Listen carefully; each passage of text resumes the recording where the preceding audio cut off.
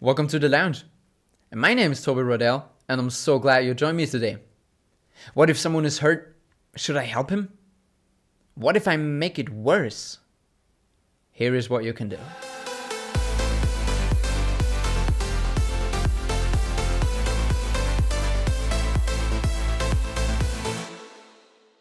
You can have a fabulous discussion about first aid.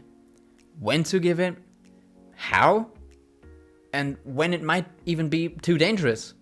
But what you can do in any single given case. But first things first.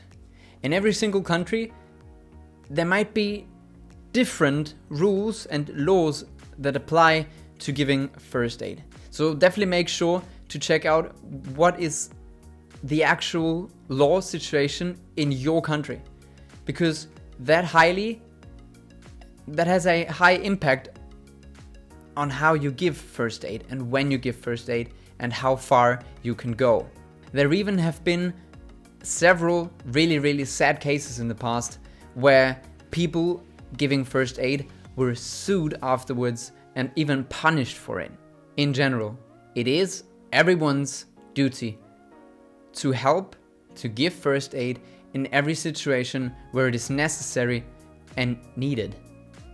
But if you live in a country where it is possible that you get sued afterwards, well, who would actually give first aid in such situations? When you think about the idea of being sued for giving first aid, then I really have to say that it's a disgusting thought. The idea that helping or giving first aid is a bad thing by giving the opportunity to sue people after giving first aid, that's something I cannot wrap my head around. Because I think it's within the nature of every single human being that we want to help someone who is in danger, hurt, or in general need. It's our inner nature, and so we want to help because most people do not want to see other people suffer because it hurts themselves.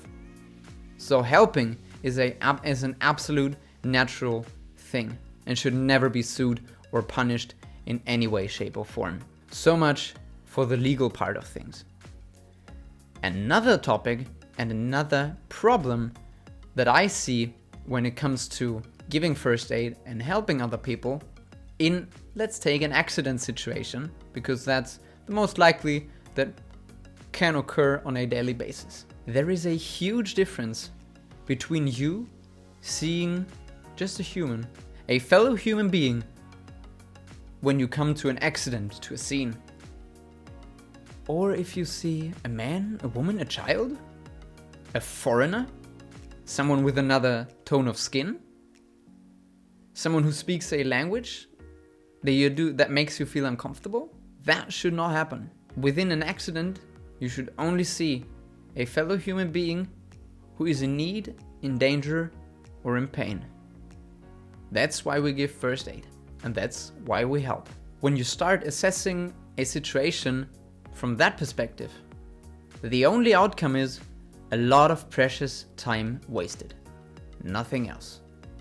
And what should the result of it be? He or she looks different, is different, comes from somewhere else, and therefore doesn't deserve help? Critical message, good grief.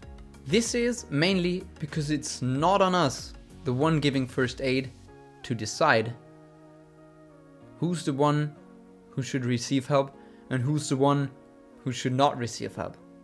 It's not on us to decide.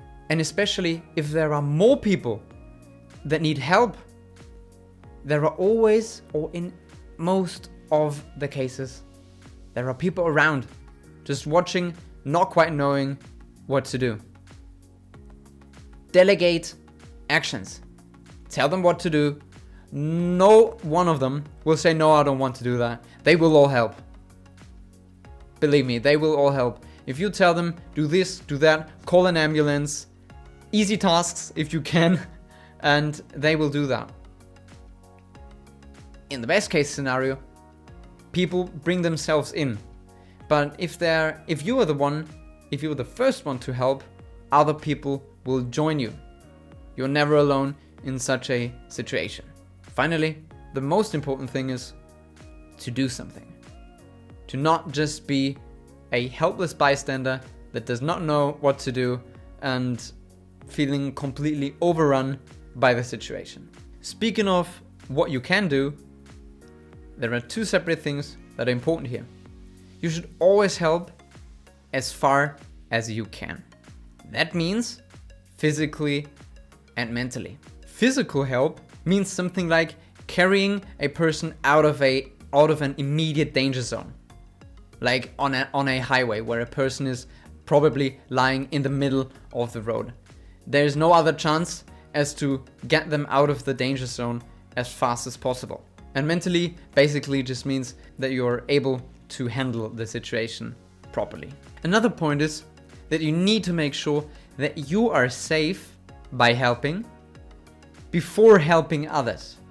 Because no one is helped when you rush to the scene in blindly without assessing anything, being run over by another following up car or whatever, and become a victim yourself.